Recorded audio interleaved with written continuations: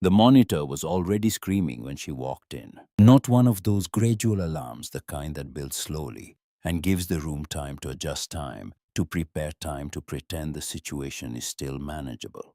This was the other kind, the flat, sustained, unbroken kind. The kind that meant the conversation between the body on the table and the machines keeping count of it had reached its final sentence. Dr. Corwin Thayer stood at the center of the trauma bay, with his back to the door and his hands at his sides. He was not moving. That was the thing that stopped her. Not the sound, not the blood pooling beneath the gurney and catching the overhead fluorescence in a way that made it look almost black. Not the four people working around the patient, like they were trying to hold water in their palms. It was the stillness of the man who was supposed to have all the answers. He was standing there like a man who had run out of them. She stepped through the door. She did not knock. She did not ask permission. She did not look at anyone in the room except the man on the table, and she looked at him the way a person looks at the sentence they have already finished reading in their mind before their eyes reach the period. Thayer turned. He took one look at her badge, one look at her face, and his expression did what it always did when something entered his domain without invitation. It closed, fast and hard, like a vault door swinging shut on oiled hinges. "Get her out!" He was not raising his voice. He did not need to. 30 years in trauma surgery had given Corwin Thayer the kind of authority that did not require volume. It required only certainty, and certainty was the one thing he had never run short of. Until today. "Get her out of my trauma bay, now." Nobody moved. Not because they disagreed with him, not because they had decided in that fraction of a second to take the side of a woman none of them had seen before this morning. They did not move because something in the way she had come through that door steady, unhurried, her eyes already on the patient, and not on any of them, had produced in each of them a very specific kind of pause. The kind that happens when the body registers something the mind has not caught up to yet. She was looking at the patient's neck. 3 millimeters. That was all it was. A deviation so subtle that you would miss it if you were looking at the chest wound, which everyone was, because the chest wound was the thing that was visible and loud and demanding attention. The trachea had shifted. Not much, just enough. And she could see it from the doorway, standing 8 feet from the table, while 4 trained professionals stood within arm's reach and saw nothing but the blood. But that was 90 seconds from now. This is where it started. Leora Ashford had arrived at Metro Health Military Hospital at 6:54 in the morning, which was 6 minutes before her shift was scheduled to begin, and approximately 6 minutes earlier than anyone else on the day rotation expected. She had come in through the main entrance, adjusted the strap of her bag on one shoulder, and walked to the ground floor nursing station without looking at the framed photographs of decorated veterans that lined the corridor walls. She had seen the photographs when she had come in for her orientation 3 days earlier. She had looked at them then. She did not need to look at them again. The hospital served 3 military bases and their surrounding communities. It saw things that civilian hospitals did not see, and it carried a particular energy because of it. Not chaotic exactly, but loaded. Like a room where something important had recently happened and had not quite settled yet. Leora had noticed that energy on her orientation day and had stored it without comment. She was good at storing things without comment. She had been doing it most of her life. A younger nurse named Tilly Dunmore was behind the front desk when Leora arrived, sorting through a stack of charts with the focused efficiency of someone who had already been there for 2 hours and had developed a personal relationship with the coffee machine that bordered on dependency. She looked up, registered the new badge, and offered the kind of careful smile that workplaces extend to people who are not yet known quantities. "You must be the new hire." "Ashford, that is right." Tilly slid a lanyard across the counter. "Welcome. Fair warning, Dr. Thayer is running trauma today, and he came in at 5. She paused to let that carry its own weight, the way people pause when they are delivering information that functions less as fact and more as weather advisory. When he comes in at 5, it means something did not go the way it was supposed to the day before. She lowered her voice in the way people do when they are not actually saying anything confidential, but want to give information the appropriate gravity. The survival rule around here is stay out of his way, do your charts, and do not try to impress anyone your first week. I will keep that in mind, Leora said. She went to find her locker. The hallway to the staff area was narrow and lit with the particular shade of fluorescent that exists only in hospitals and government buildings. A light that does not illuminate so much as it reveals, stripping away every shadow and leaving everything it touches, looking slightly more tired than it actually is. She found locker 47, opened it, placed her bag inside, and stood for a moment with her hand on the metal door. Her fingers went automatically to the breast pocket of her scrubs. A habit. The fingers reaching for a place where something used to live and finding nothing there. She had stopped carrying certain things a long time ago, but the hand still remembered. She closed the locker and went to work. The morning passed. The way mornings at busy military hospitals always pass. Not slowly, never slowly, but in a rhythm that has its own internal logic, its own grammar, a syntax of urgency and routine that repeats itself with variations, but never with silence. Vitals charts, V-lines checked and rechecked, a burn case in Bay 3 that needed its dressing changed with specific care, and a specific sequence that Leora executed without looking at the instructions posted on the wall above the bed. She knew the sequence. She knew it the way a pianist knows a piece they learned so long ago that the knowledge has migrated from the brain to the hands and lives there now independent of thought. A man in Bay 7, with a suspected concussion from a sparring accident at the base gym, kept insisting he was fine and kept trying to sit up. Leora redirected him back to horizontal each time with a gentleness that was persistent and a persistence that was gentle.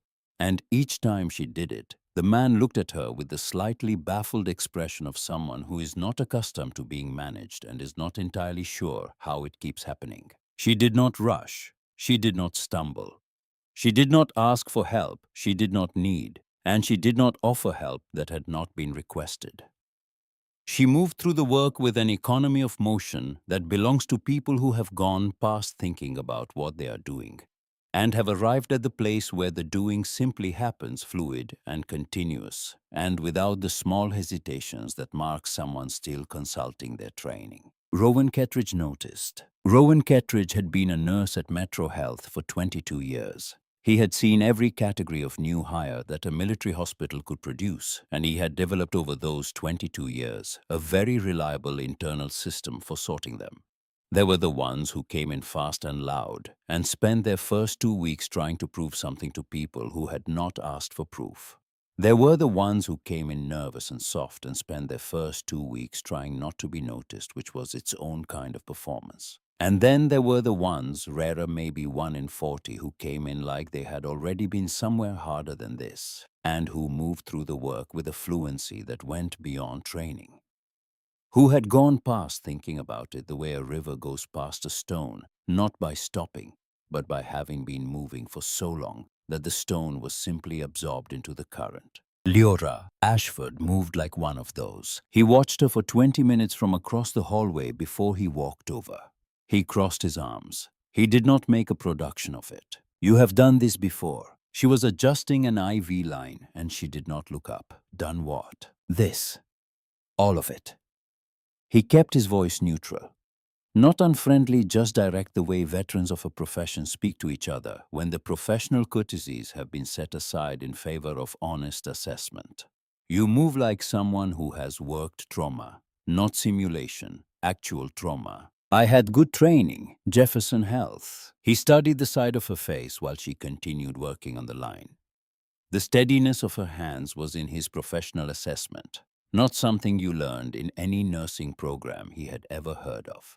Those hands belonged to someone who had used them in conditions where the steadiness was not a skill, but a survival requirement. Jefferson does not produce nurses who move like that. She looked at him then, direct, even giving him nothing that was not already on her face.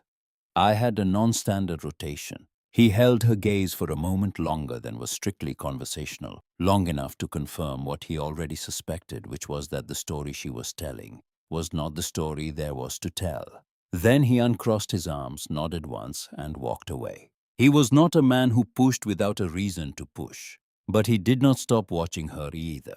And for the rest of that morning, wherever Rowan Kettridge was in the department, some portion of his attention stayed on the new nurse, who moved like she had already been somewhere. The rest of them had not. By noon, the emergency room had processed 14 patients. Standard morning for a Tuesday. Minor fractures, the burn case, 2 concussions. A blood pressure crisis in an elderly veteran who had forgotten his medication for 4 days running and had come in looking like a man who had lost an argument with gravity and was still trying to figure out what had happened.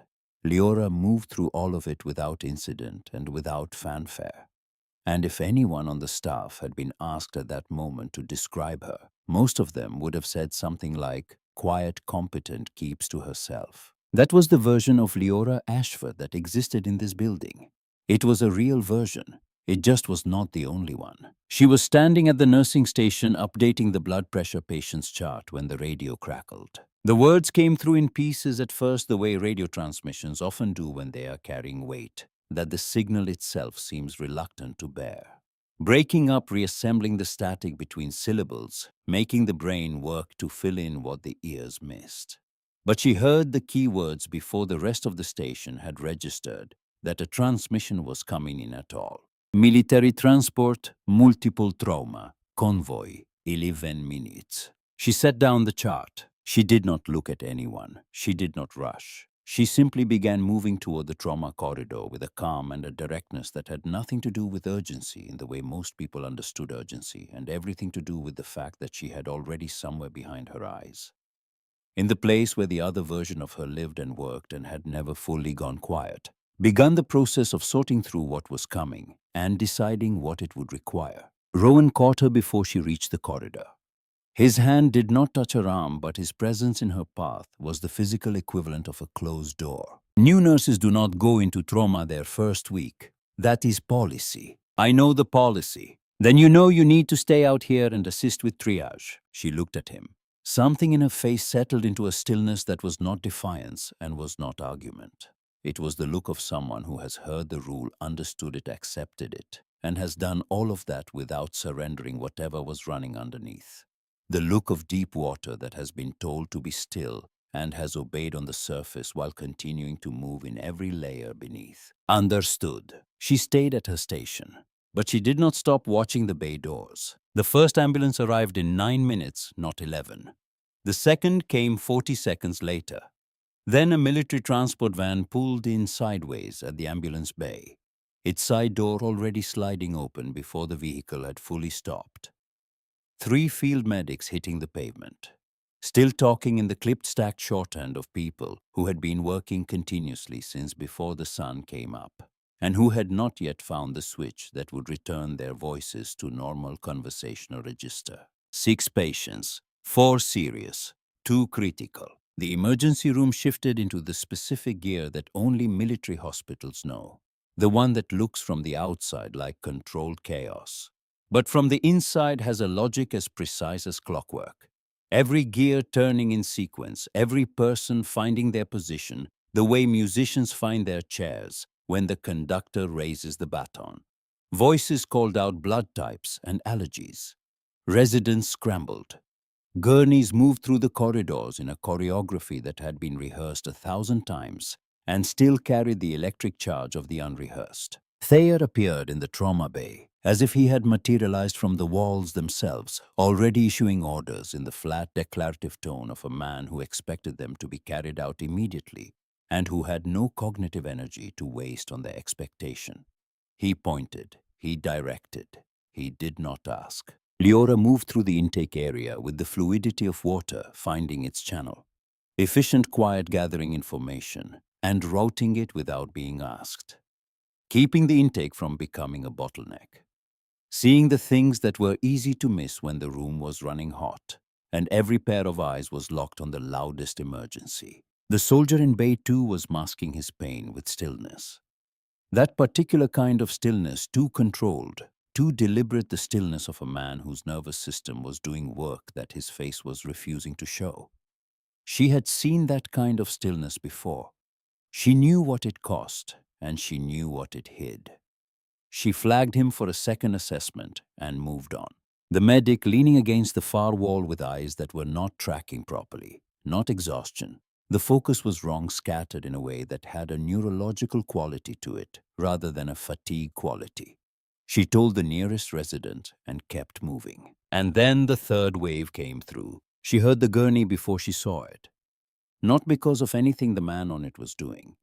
He was not doing anything, which was part of what made the sound of the medics around him so different from the sound around the other gurneys. There was a quality to their voices, a sharpness that was specifically not about volume. It was about density. Every word carrying twice the information it normally would pack tight, and delivered fast, the verbal equivalent of people throwing sandbags at a rising river. He coded twice in the field. A medic, young woman, blood on her gloves, speaking fast and flat. The cadence of someone delivering facts and saving the feeling for later, for a time and a place where feeling would not cost anyone their life. Got him back both times. Pressure is dropping.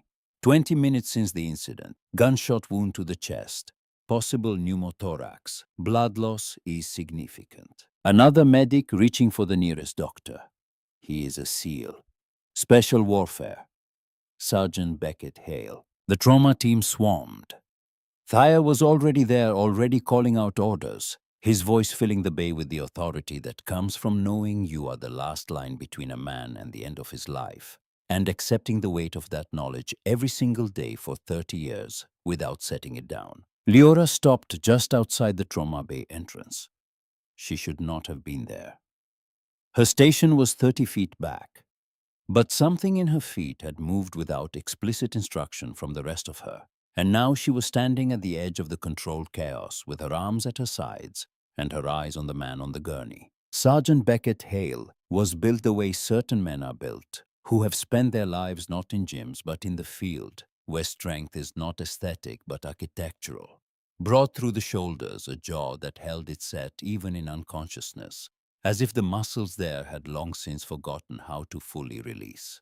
The kind of face that had spent years in weather, and showed it the way oak shows weather, not damaged by it but market textured, made more itself by the exposure. His color was wrong.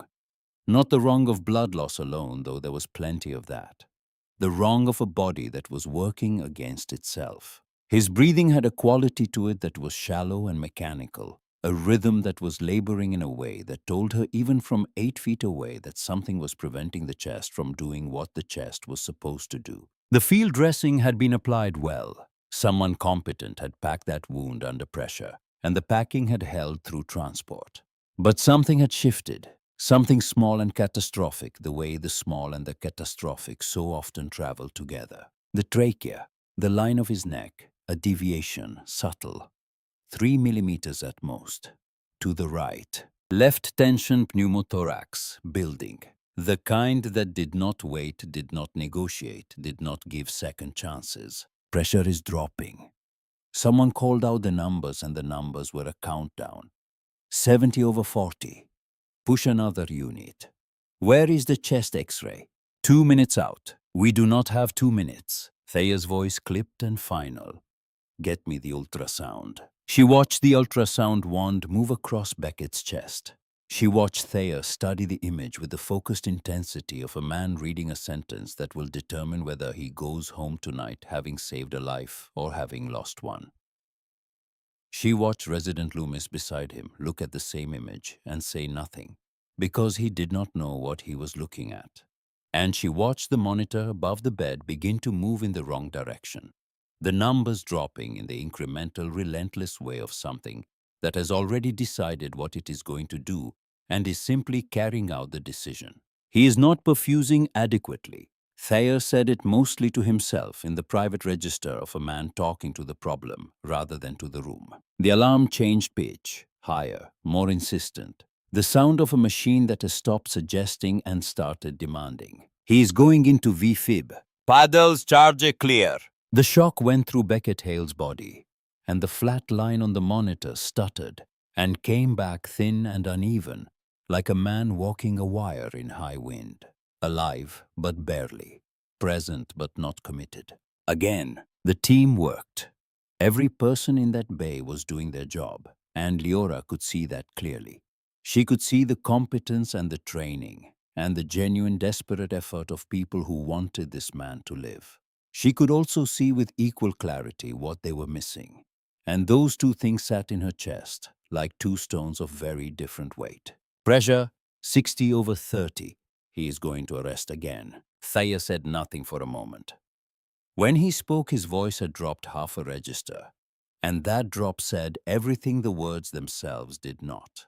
It said that Corwin Thayer, who had spent 30 years refusing to accept the unacceptable, was beginning to calculate the mathematics of the impossible. Get a crash cart ready. Call cardiothoracic. A pause. The kind of pause that changes the temperature of a room. And somebody paged the chaplain. The word landed the way that word always lands in a trauma bay. Not with a sound, but with a silence that spread outward from it like ripples in still water, touching every person in the room and changing something in each of them. The chaplain was not called for the living. The chaplain was called when the living was becoming past tense and the room needed someone whose job was not to fix the body, but to be present for what came after. Leora stepped fully into the doorway. She looked at Beckett Hale, at his chest rising and falling in that wrong, shallow rhythm, at his hands lying loose at his sides, the knuckles scarred, the fingers slightly curled, at the monitors counting down what everyone in the room was beginning in some quietly professional corner of themselves to accept as his final minutes. And she felt something she had not felt in a long time. Not fear, not panic, something colder than either of those things and more precise. Something that lived in the place where the other version of her had never gone quiet, had never stopped watching, had never fully accepted the retirement that the rest of her had signed the papers for. Certainty. He is not gone. She did not raise her voice. The words came out at conversational volume, and they cut through the room with a clarity that turned three heads simultaneously, including Thayer's. He looked at her for exactly 2 seconds. His face went flat, the expression of a man whose authority has just been challenged in his own operating theater by someone whose badge says she has been in this building for less than 12 hours. Who are you? Leora Ashford. Nursing staff. You are not cleared for trauma. Get out of my bay. His trachea is deviated. She said it the way you say something that is a fact and not an opinion. Something that does not require agreement to be true. You are missing a tension pneumo on the left side. That is why he is not responding. I said, get out. His voice rose.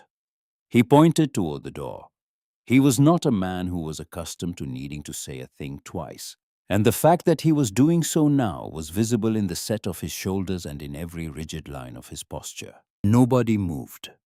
The room held its breath in that strange suspended way that happens when two forces of very different kinds meet, and neither one has blinked yet.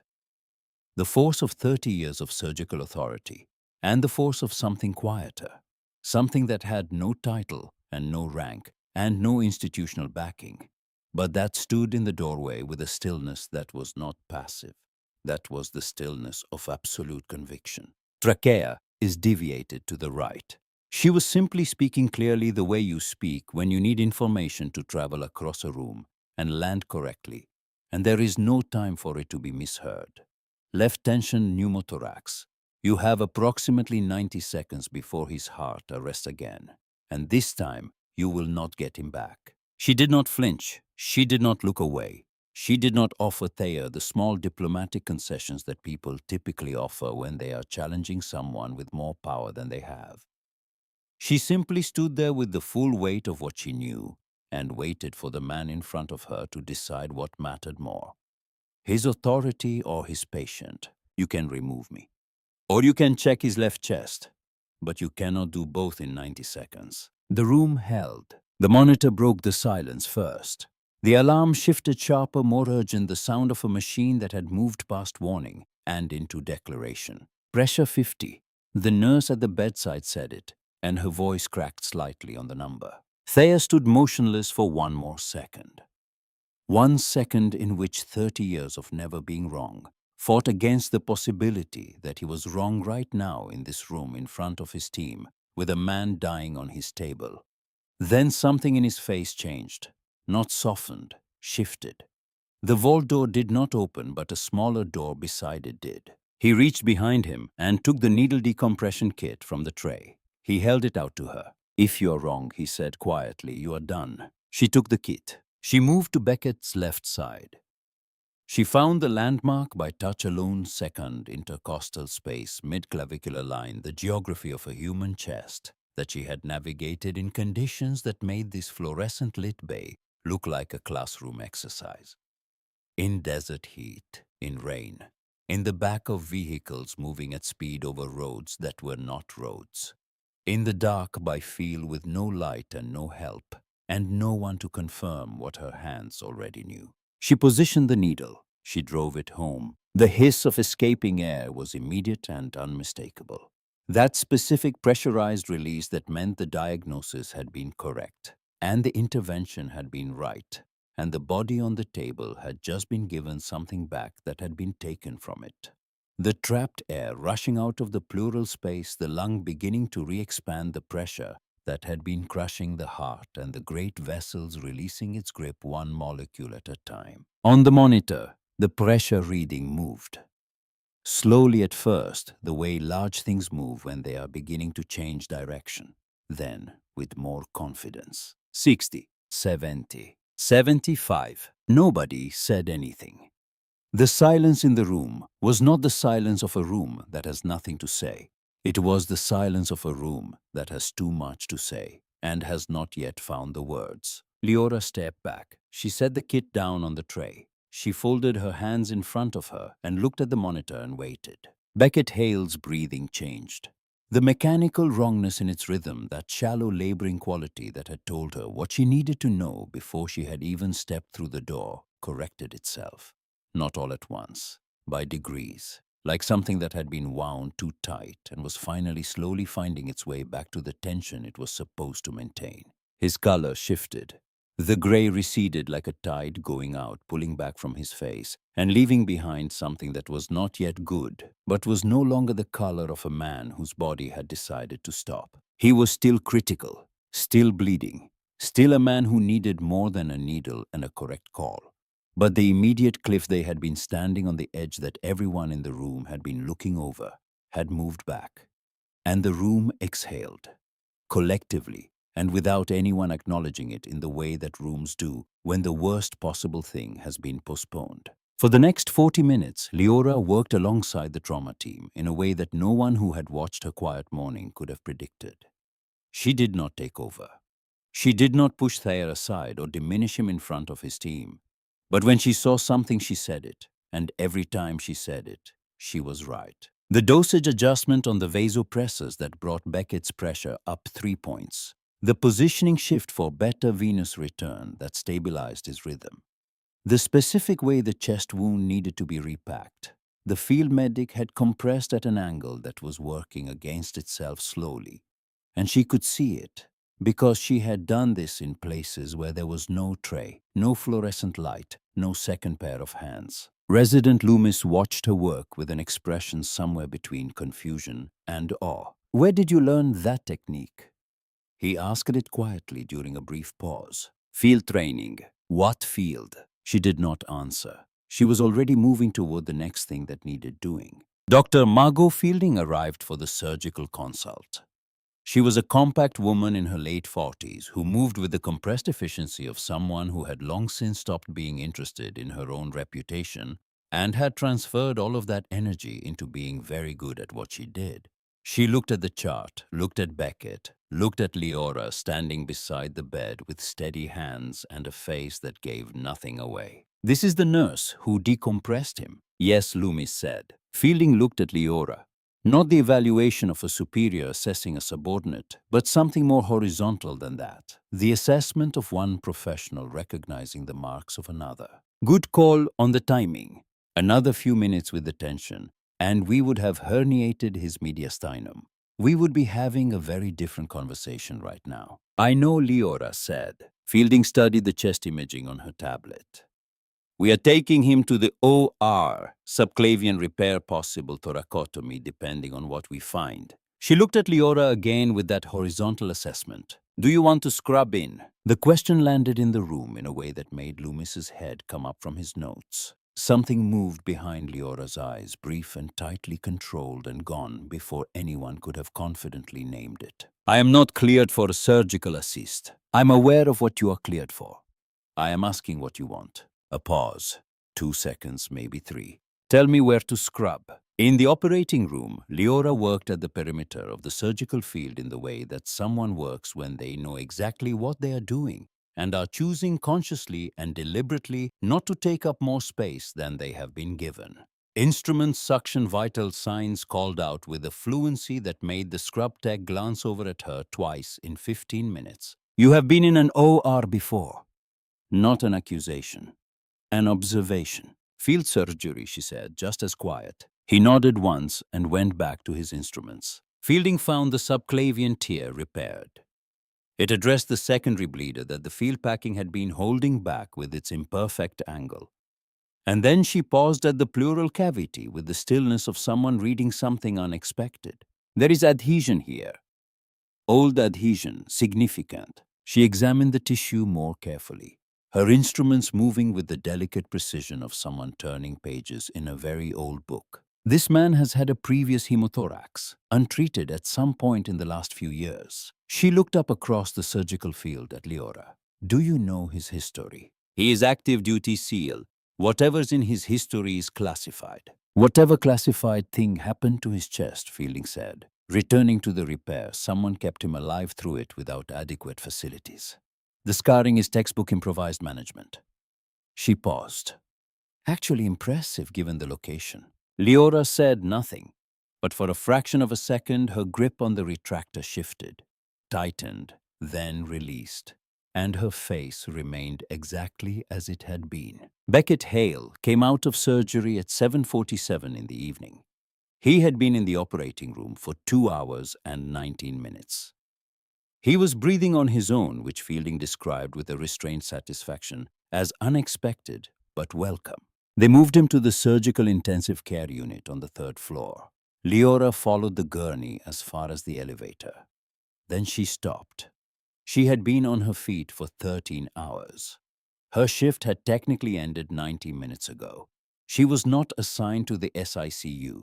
She had no medical or professional reason to step through those elevator doors. She pressed the button. Thayer found her in the corridor outside the SICU an hour later.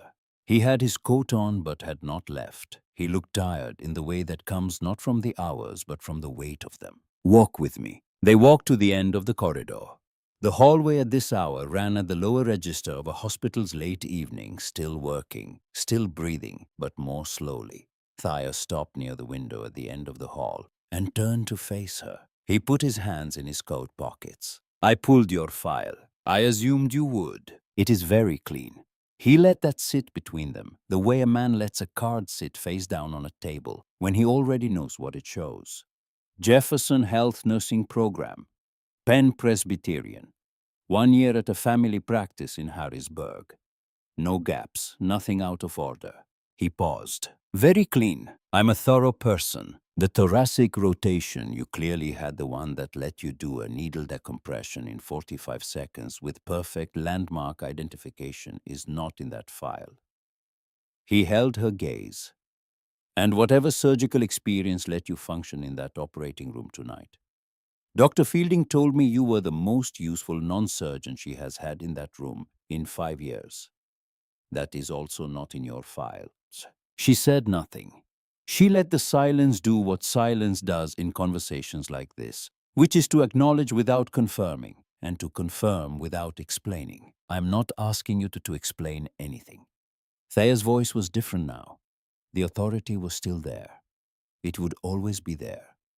It was structural part of the architecture of the man, as permanent as bone.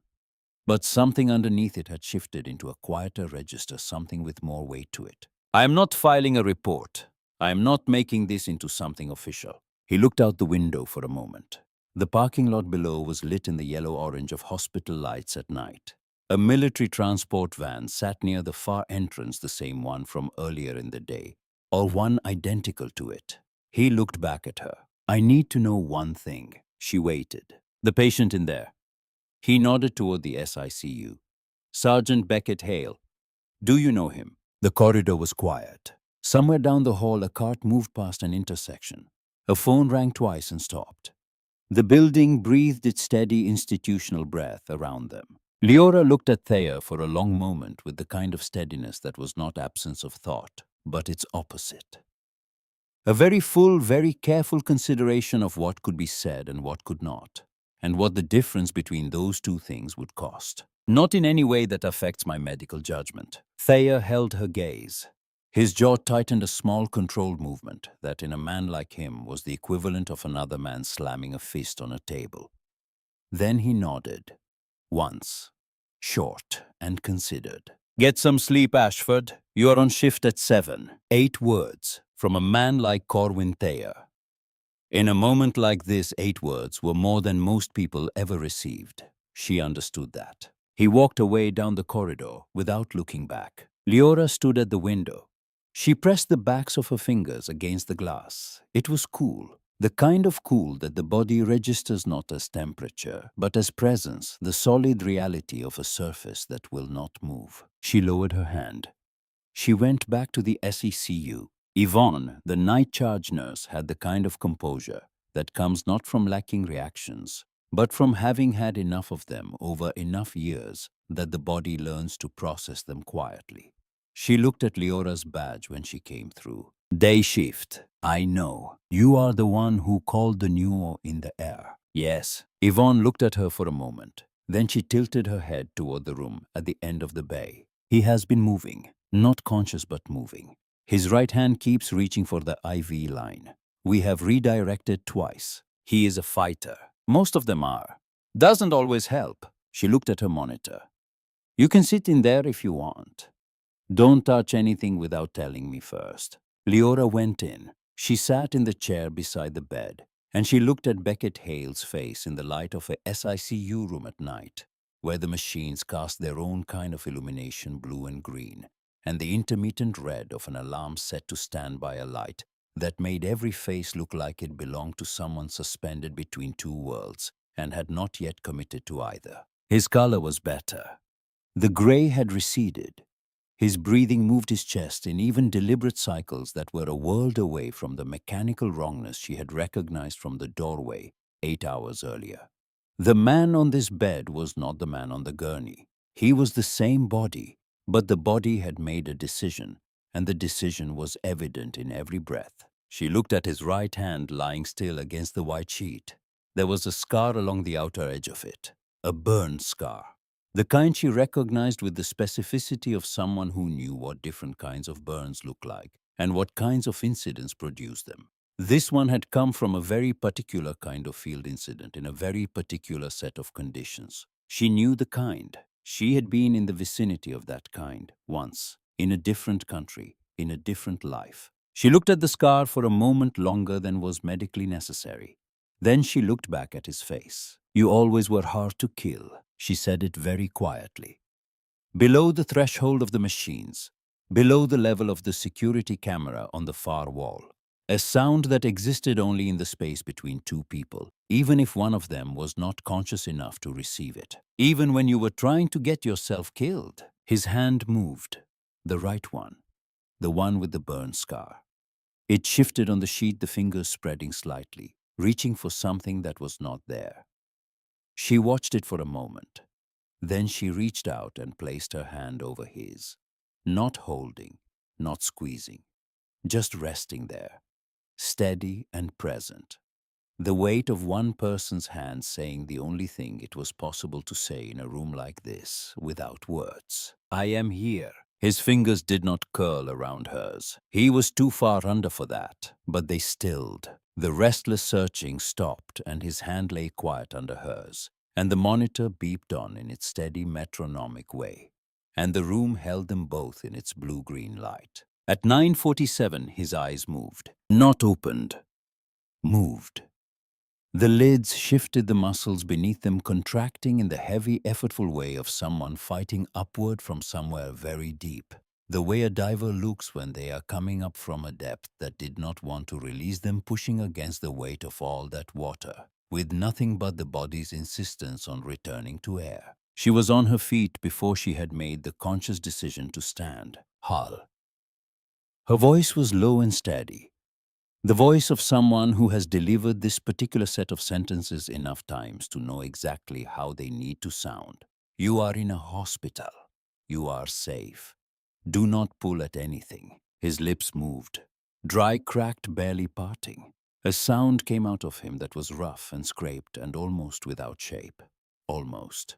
But she had spent years learning to hear things that were almost not there, to find signal in noise that would have been silence to anyone else. And she heard it. He said or tried to say shadow, not her name, her call sign, not the name in any administrative file or personnel record.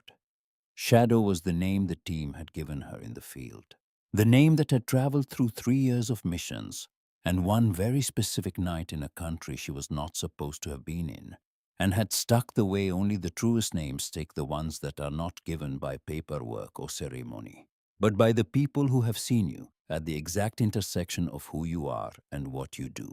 The name that was not on any file in this building, that was buried in classified documents in a building with a different address in a city she had not returned to in 2.5 years. A name that no one in this hospital had spoken, that she had not heard spoken by anyone in 2.5 years. Her throat tightened.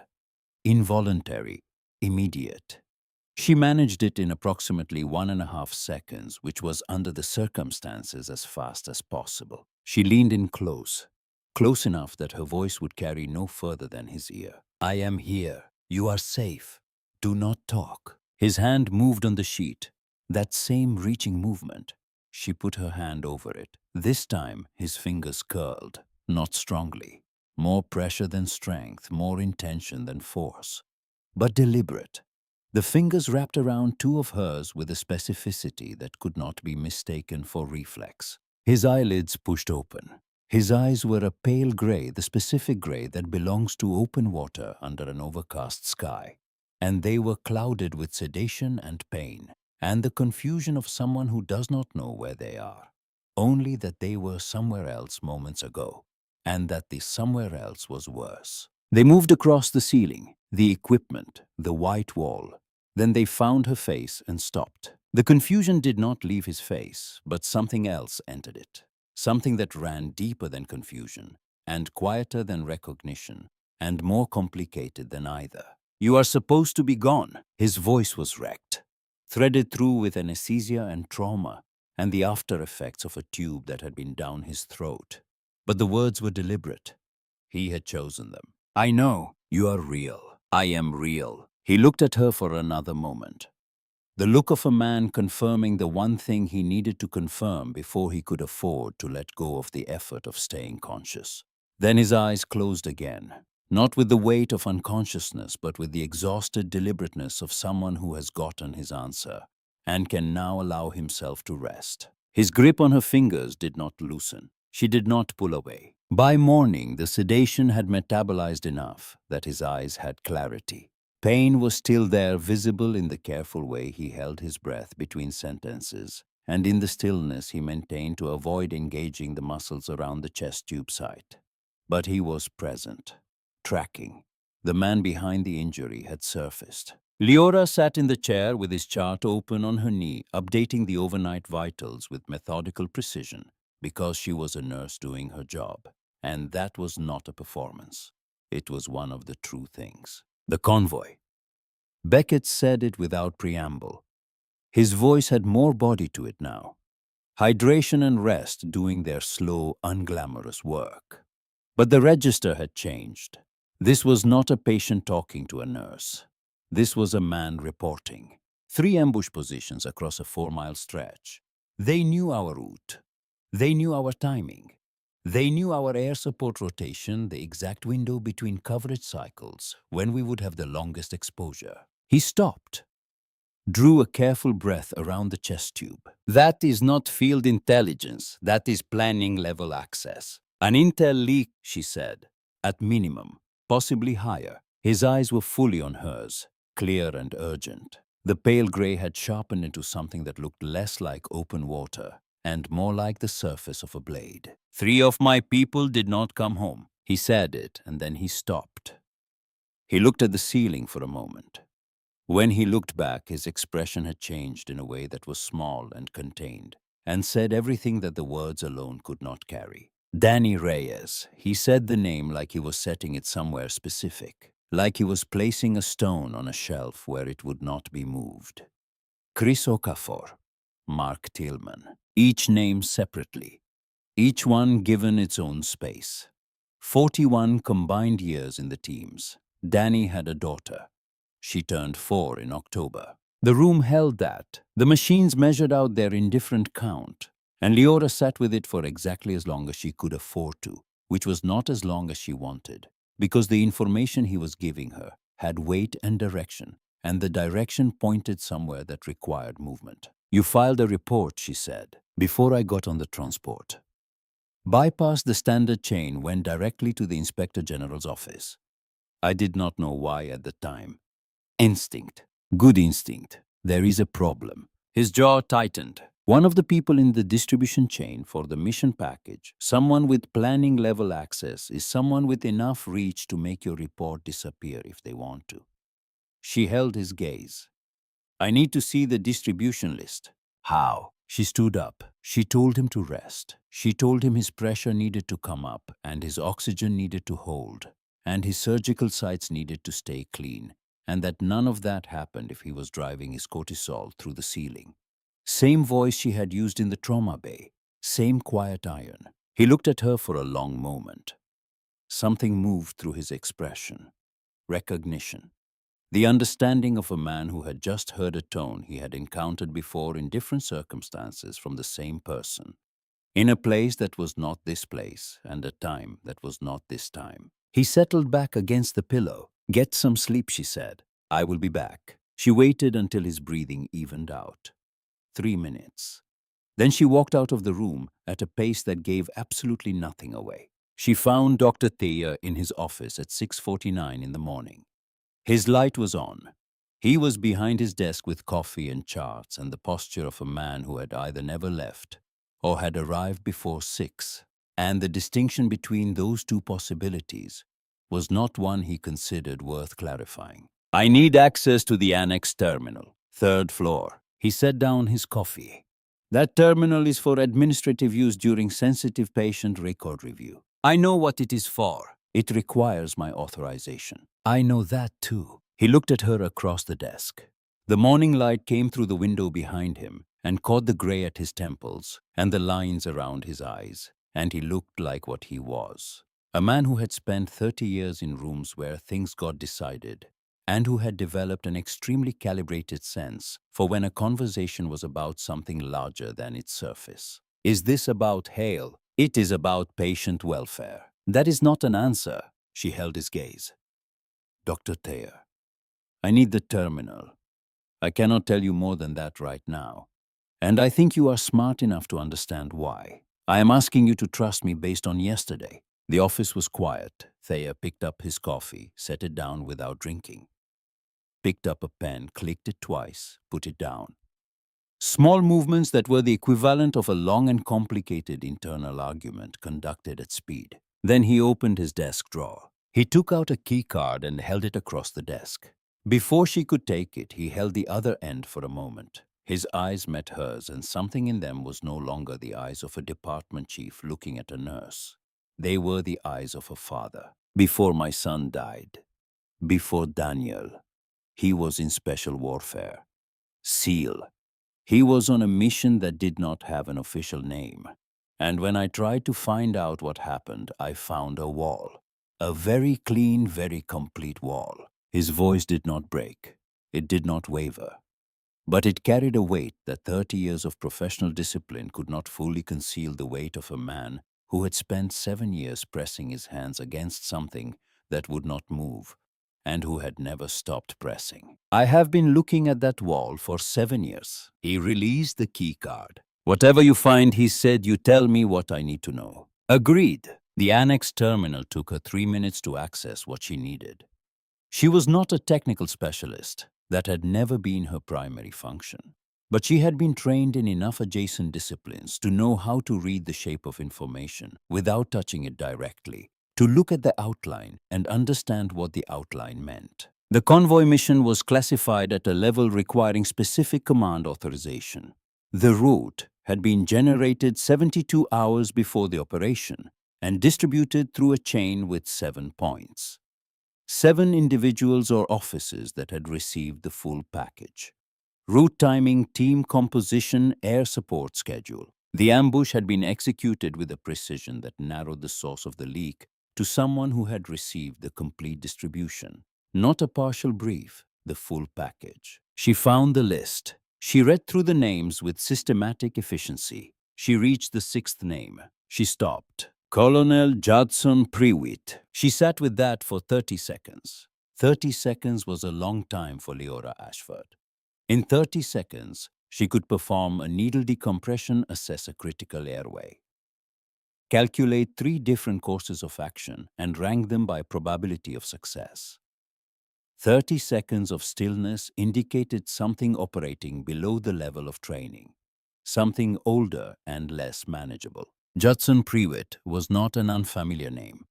Judson Prewitt was the man who had sat across from her in a room in a building in Arlington 2.5 years ago, who had extended his hand and told her she had done good work, who had signed the documentation that transitioned her out of the program and into the clean, constructed life of Leora Ashford Jefferson, health graduate, family practice nurse, resident of Harrisburg, Pennsylvania.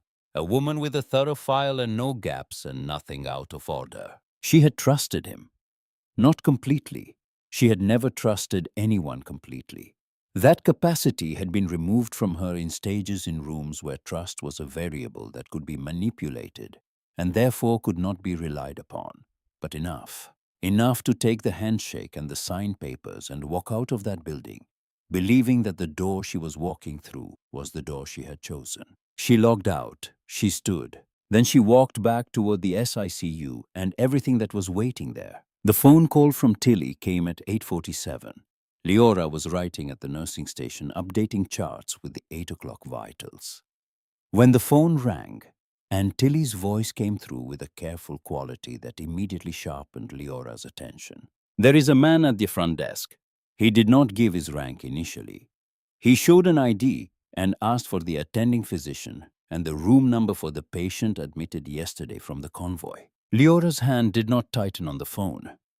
She had eliminated that reflex years ago in rooms where a tightened hand could be read from across a table by people trained to read exactly those kinds of signals. I need you to confirm something for me without making it obvious. His physical description. Height, build, approximate age. Whether his badge shows a rank. A pause. Then Tilly, in the carefully neutral voice of someone who understood that the neutrality was load-bearing. Mid-50s, solid build, service uniform, colonel's insignia. Badge reads Colonel Judson Prewitt. Another pause, smaller. Leora. He is not alone. There is a second man. Civilian clothes. He has not said a word since they came in. She had known the name before she picked up the phone. She had needed to confirm the face, the rank, the physical reality of a man she had known only from a signature and a handshake in a room she had walked out of and never returned to. Knowing a name on a list and knowing that the name had walked through the front doors of your hospital were 2 different kinds of knowing. Now she had both. Is Dr. Thayer with them? He came down 2 minutes ago. He is talking to the colonel now. Tell Thayer I need 12 minutes. Can you tell him that without explaining why? A shorter pause. I can manage that. Thank you. She had 12 minutes. She went to Beckett's room. She told him what was coming. She told him quickly and precisely, and without the verbal cushioning that people typically use when delivering information that has sharp edges. Prewitt is downstairs. He brought someone. Civilian clothes, trained surveillance posture. I am going to handle this. You are going to stay in this bed and let me." His jaw set in the way she remembered the particular configuration of a man who did not accept being sidelined. But his body understood what his will did not, and the body held him where he was. The man with Prewitt Beckett said. His voice had gone flat, operational flat, not active military. His posture is wrong for it. But he has been trained. The way he holds a wall, the way he watches a door. He is a private asset, which means Prewitt is not moving through official channels. Which means Prewitt is scared, she said. He knows I know something. He does not know how much. He will assume the worst, which is correct. She straightened. She walked to the door. She stopped and looked back at him once. Do not pull at anything. She went to the nursing station and sat down. She was writing, genuinely writing, updating notes when the elevator doors opened. Two sets of footsteps. One confident and measured, the practiced cadence of a man who had walked corridors of authority for decades. One quieter, civilian souls on hospital flooring slightly behind. I need to see the patient in room 1. The voice carried the weight of authority that certain men accumulate, the way sediment accumulates layer by layer, year by year, until it becomes geological. Sergeant Hale. I am his commanding officer. She looked up. Colonel Judson Prewitt was in his mid-50s, built solidly with the kind of face that existed in photographs on the right kind of walls in the right kind of offices. His service uniform was immaculate. She understood immediately that the uniform was a tool, a way of walking into a room and restructuring the power dynamics within it before a single word had been spoken. The man beside him was younger, 30s, dark jacket, dark slacks that were too carefully chosen to be casual, eyes that watched everything by looking directly at nothing. Then he did something she almost missed. Almost, but did not. He was the last one through the elevator doors. And in the half-second before Leora looked back at her chart, his left hand, the one closest to her hanging at his side, turned slightly outward. Palm facing her for less than 2 seconds. Fingers loose, not a wave. Not a gesture anyone watching would register as deliberate. A signal. She had used that signal herself, once, a long time ago, in a building that did not have a public address. She kept her face neutral. Colonel Prewitt. Her voice was even and professional. I am Leora Ashford. I am managing Sergeant Hale's care today. Prewitt looked at her with the calibrating assessment of a man who sorted people quickly and permanently. I need to see my soldier. She gave him the protocol. Post-surgical SICU patient. Physiological stress response. Medical clearance required before any visitor interaction. Thea backed her from behind, solid and unmoved. The full weight of 30 years of medical authority settled into his posture. Prewitt pushed. Security clearance supersedes hospital administrative protocol. You may have that clearance, Thea said, but this is my SICU, and that is my post-surgical patient. And the only clearance that functions in this unit is medical. 10 minutes. You are welcome to wait. She walked Prewitt and the man in the dark jacket to the consultation room at the end of the hall. She sat across from Prewitt, and she told him that Beckett had asked her to slow the visit down, that he was not ready, that whatever had happened in the field was sitting on him hard, that strong soldiers often have the most difficulty admitting when something has shaken them because they do not feel they are allowed to be shaken. She watched Prewitt's face while she spoke. She watched every small controlled movement that crossed it and vanished. She caught every one. 15 minutes, Prewitt said. She walked out. She moved fast the moment she turned the corner. She went directly to Beckett's room. Thea was already inside, tablet in hand, speaking low and rapid. The transfer documentation to Fort Belvoir was being drafted on legitimate medical grounds. How long, Beckett said. 15 minutes before he gets suspicious. Rowan Kettridge appeared. She asked him to take Prewitt to the second floor on a pretense of administrative paperwork. He looked at her. He looked at Beckett. He looked at the room with the expression of a man who has located a wall and is deciding whether the bruise of going through it is worth what waits on the other side. I told you I needed an explanation by noon, he said. It is 10:23. He straightened his shoulders, adjusted his badge, and walked out with the unhurried professional stride of a man on a routine errand. which was exactly what it needed to look like. The transport team arrived at 10:37. Beckett was transferred from bed to gurney. Equipment secured, lines accounted for. In the consultation room 40 feet away, Rowan was running out of fictional paperwork. They moved. Service elevator, ground floor, bay doors. The March air came through cold and immediate. They loaded Beckett into the transport vehicle. Leora climbed in after him. Brannigan, the paramedic, pulled the bay door closed. 10:44 in the morning. The vehicle pulled out of Metro Health Military Hospital. Behind them, Colonel Judson Pruitt was walking out of the consultation room. 12 minutes into the drive, Leora saw it. A dark sedan, 3 vehicles back, maintaining distance with the particular consistency that is not traffic but intention. She watched it for 90 seconds to be certain. She was certain. She moved to the partition between the bay and the cab. Change of plan. We are diverting to the military relay station at Quantico South. I need a Medevac helicopter. The driver looked at her in the mirror. Ma'am, our orders are Fort Belvoir direct. Your orders just changed. The sedan followed through 2-lane changes. It did not follow the third, the one that took them off the highway toward the relay station. Either it had been called off or it had been made. Either way, the window was open, and she intended to be through it before it closed. The Medevac was on the tarmac when they arrived. Rotors already turning. The transfer from vehicle to helicopter took 4 minutes and 11 seconds. Leora supervised every connection, every line, every monitor lead. She climbed into the helicopter beside the gurney, and Brannigan followed, and the doors sealed, and the aircraft lifted, and the ground fell away beneath them. They were 25 minutes from Fort Belvoir by air. At minute 3, Beckett looked at her through the noise and vibration. His face held the stripped-down honesty of a man who has placed his life in someone's hands, and has done so not because he had no choice, but because the hands were hers. At minute 7, his blood pressure dropped. She saw it on the monitor before the alarm triggered. The number falling with the specific velocity that meant this was not a gradual decline. This was a structural failure. Something had given way. The subclavian repair, the vibration of the helicopter, the particular frequency of rotary wing flight had worked against the sutures the way water works against rock, not with force, but with persistence. The repair was leaking. Blood was filling the space that had been cleared 6 hours ago in an operating room with proper lighting and a full surgical team and every instrument known to modern thoracic medicine. She had none of those things. She had her hands. She had Brannigan.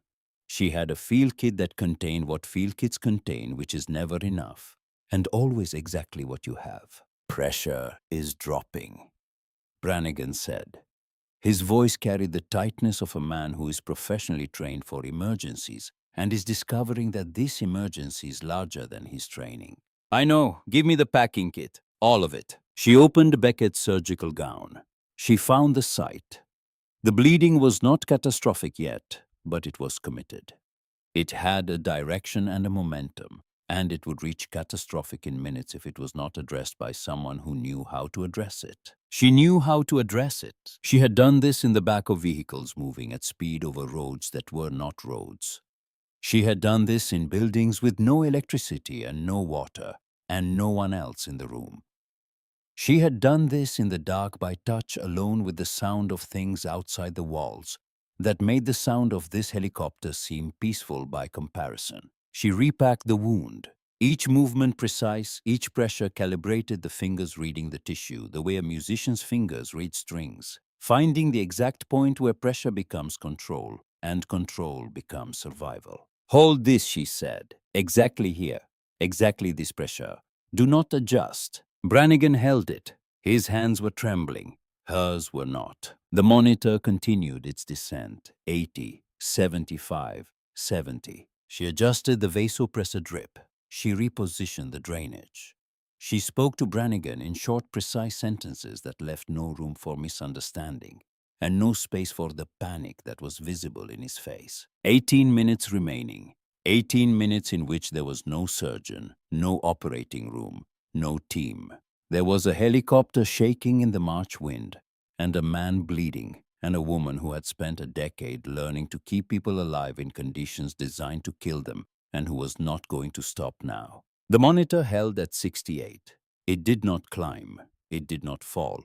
It hung there in the balance point between enough and not enough, and she held it there through force of skill and force of will. And the refusal she had carried with her since she was 23 years old in her first field deployment, when she had decided that the people under her hands did not get to die while she was in the room. Not today, not here, not him. At minute 25, the helicopter began its descent. She felt the shift in altitude before she heard the pilot's call. The angle changed. The engine pitch shifted. The ground was coming up to meet them. Acha. The skids touched. The doors opened. The March air came through, and it smelled like jet fuel and a cut grass, and the institutional efficiency of a military medical facility that had been notified and had prepared and was ready. The team was there. Dr. Kessler at the front already assessing before the gurney cleared the door. Hands reaching, voices calling, the choreography of a receiving team that had done this many times and would do it many more. And standing beyond the medical team at the edge of the tarmac, a group of soldiers. They had come because they had heard.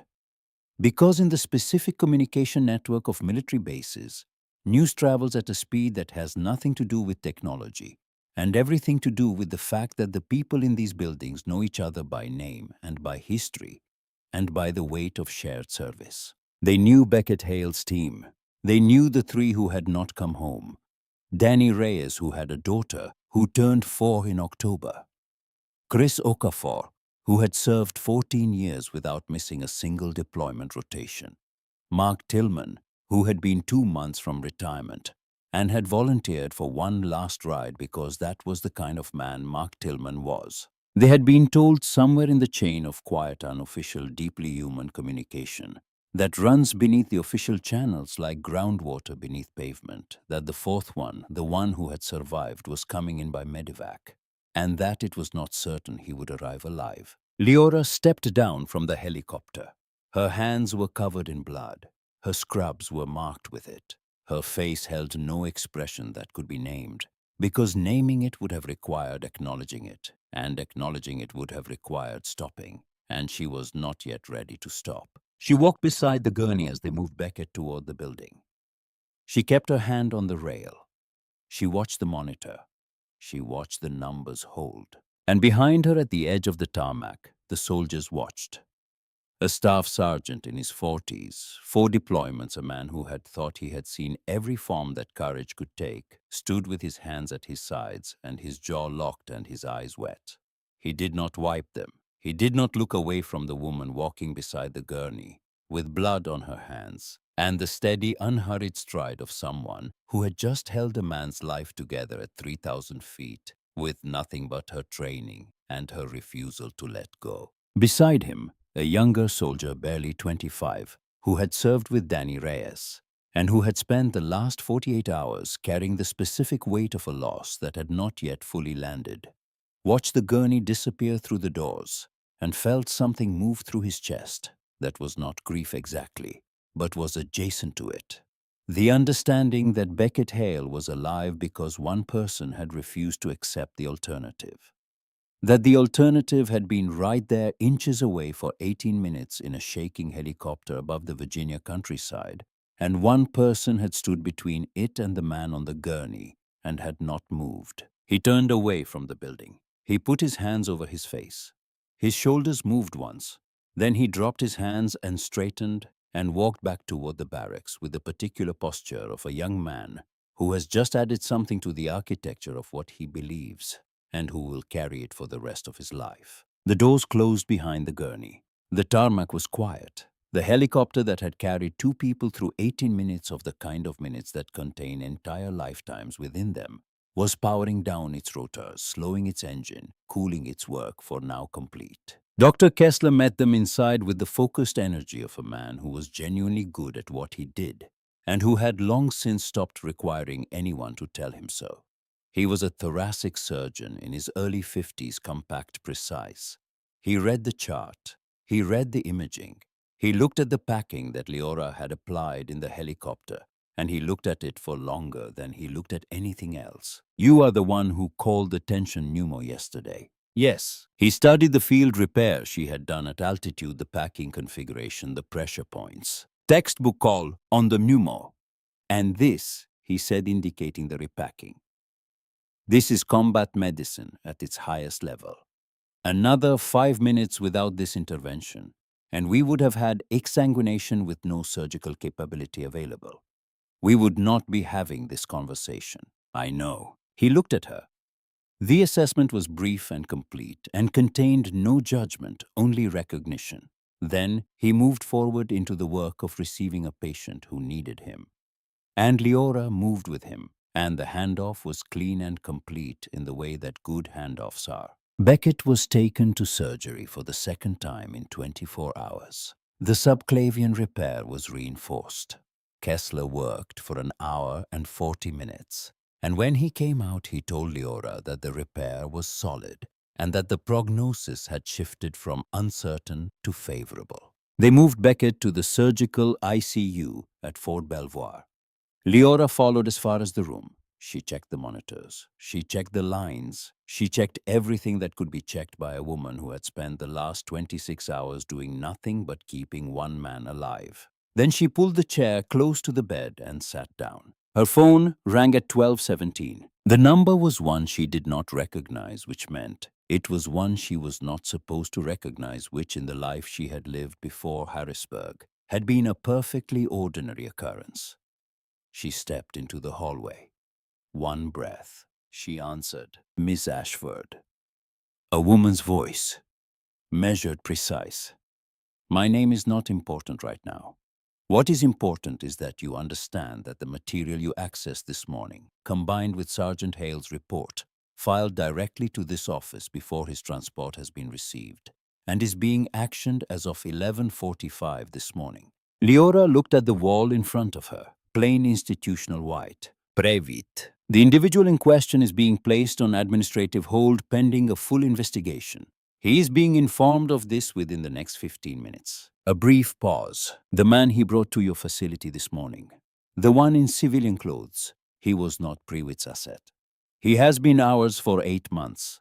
His documentation of Prewitt's movements over the last quarter is part of the evidence package. Another pause. He asked us to tell you good instincts. Leora stood very still.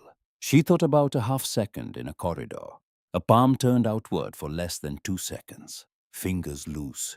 A signal that was not a wave and was not a gesture, and was not anything that anyone watching would have registered as deliberate. She had been right. The man in the dark jacket had been standing beside the wolf while working for the shepherd, and he had found a way in less than 2 seconds to tell her so. "He will have lawyers," she said. "He will. They will be very good lawyers." A pause. "The evidence will be better." Another pause. The longest one yet. And when the voice came back, it had shifted into a register that was not strictly professional. Something that acknowledged the weight of what was being said without making a performance of the acknowledgement. "Ms. Ashford, we are aware of who you are. We are aware of what name you are currently using and where you are currently employed. None of that changes today.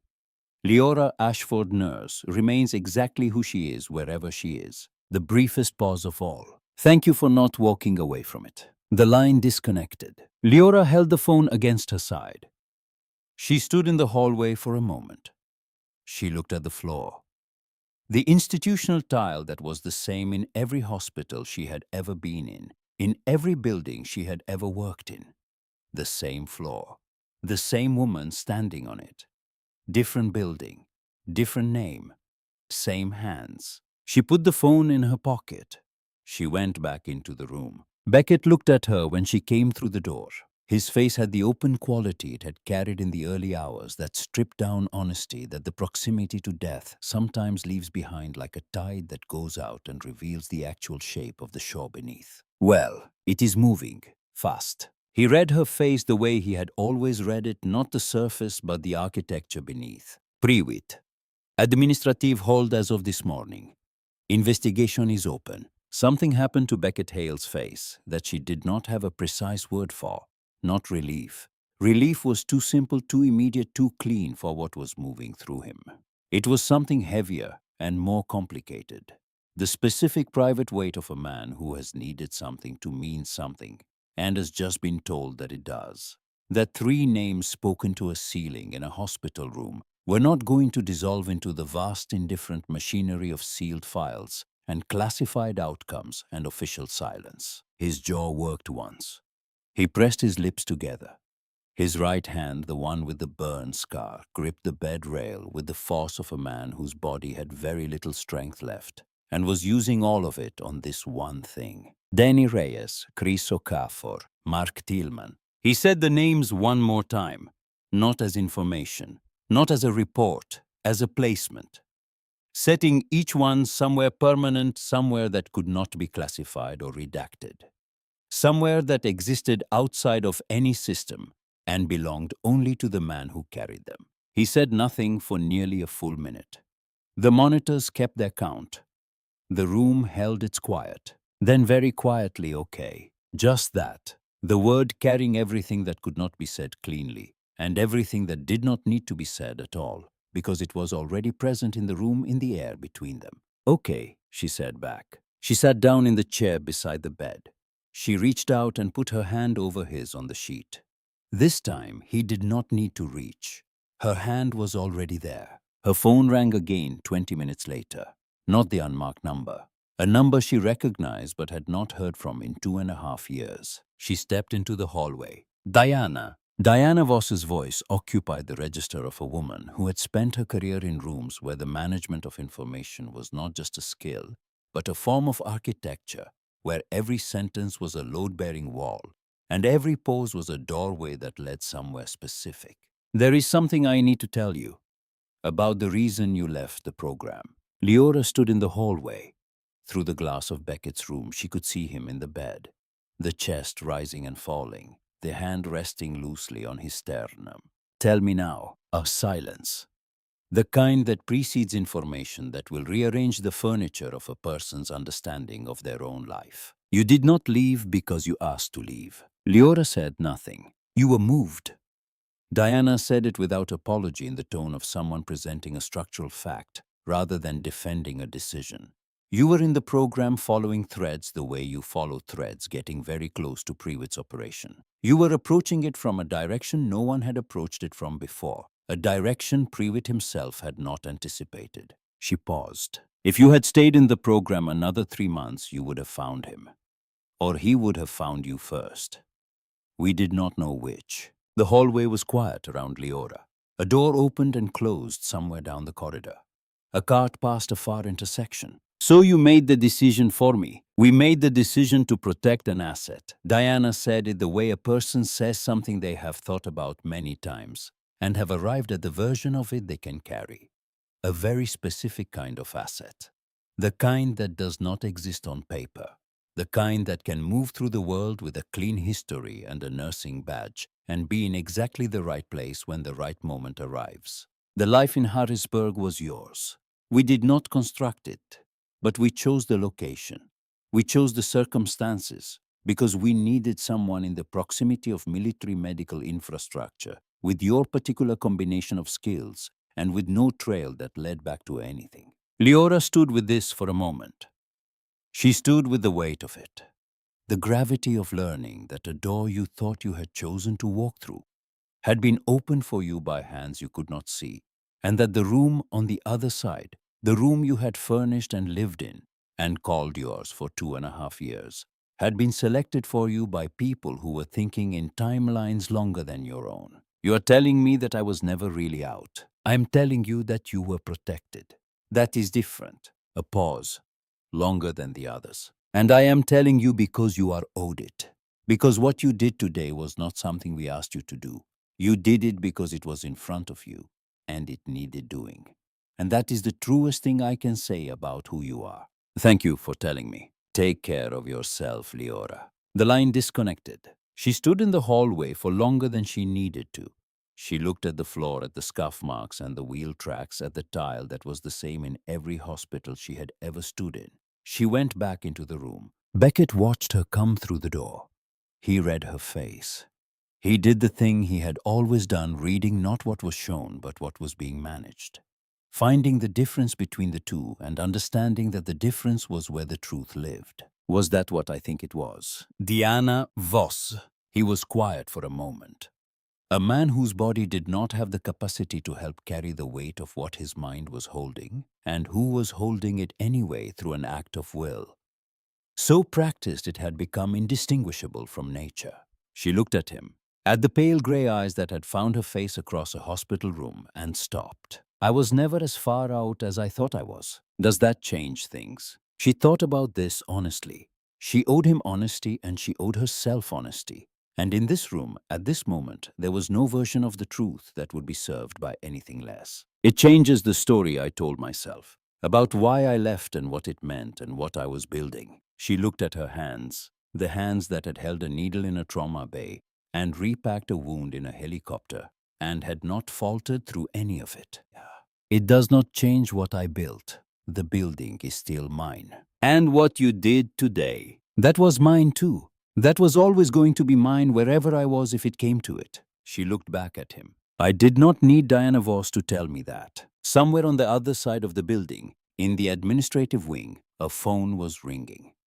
And at Metro Health Military Hospital 40 minutes away. Dr. Corwin Thayer was standing at the nursing station in an empty SICU holding a desk phone, waiting through 3 rings. When someone answered, he said, "This is Dr. Corwin Thayer at Metro Health Military Hospital. I need to speak with the Inspector General's office for the Department of Defense. I have documented material regarding a potential compromise of classified operational intelligence, and I am prepared to provide it in full." He looked at the empty room at the end of the bay, at the stripped bed and the coiled lines and the space where a man had been and was no longer because someone had gotten there in time. "Yes," he said, "I will hold." And he held. The way he had been holding for 7 years. The way a man holds when the thing he is holding is not a phone, but the accumulated weight of every unanswered question about a son who went somewhere classified and did not come back. Except that now, for the first time in 7 years, the holding felt like it was going somewhere. Like the wall he had been pressing against had developed somewhere in its vast clean surface a crack. The message arrived at 5:17 in the afternoon. 2 words from the Arlington number. "Privi detained." Leora read it once. She put the phone back in her pocket. She looked at Beckett. "It is done." He held her gaze. She watched him take the words in, watched them move through him the way something moves through deep water, slow at first, and then faster, reaching toward the place where it needed to arrive. The place where Danny and Chris and Mark lived, where 14 months of operational service under a man who had been trading their routes and their timelines and their lives lived.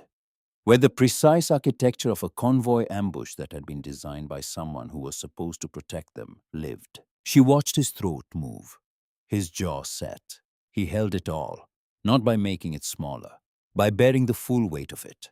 The way certain men bear weight, the way mountains bear weather, not by resisting it but by being large enough to contain it. He said nothing for a long time, then okay. The same word, the same weight, but different now. Quieter, more final. The okay of a man who has arrived at a place he was not sure existed and has found that it does. "Okay," she said. She reached out and put her hand over his on the sheet. His hand was still beneath hers, the restless searching that had characterized his first hours of consciousness. The fingers reaching for something that was not there had finally completely come to rest. They sat in the quiet of the room while the afternoon light moved through the window and the monitors measured out the steady, persistent work of a body, choosing incrementally and without drama to continue. 6 months later, the circles under Leora Ashford's eyes had faded. Not disappeared. She had made peace with that. But faded. She was sleeping 6 hours most nights. Not 8. 6.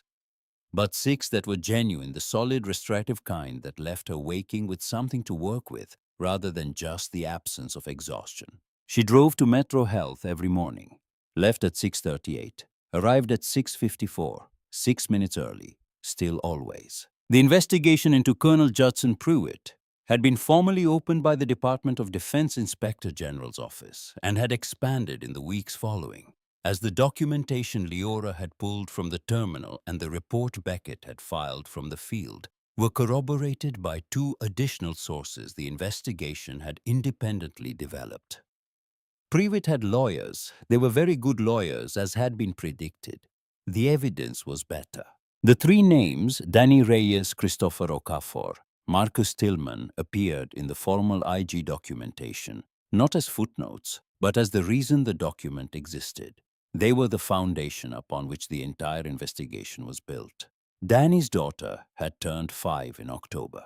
On a Thursday morning in September, Leora stood in front of a room of 14 people in the Metro Health Continuing Education Center. She did not have a slide presentation. She had a tourniquet on the table in front of her.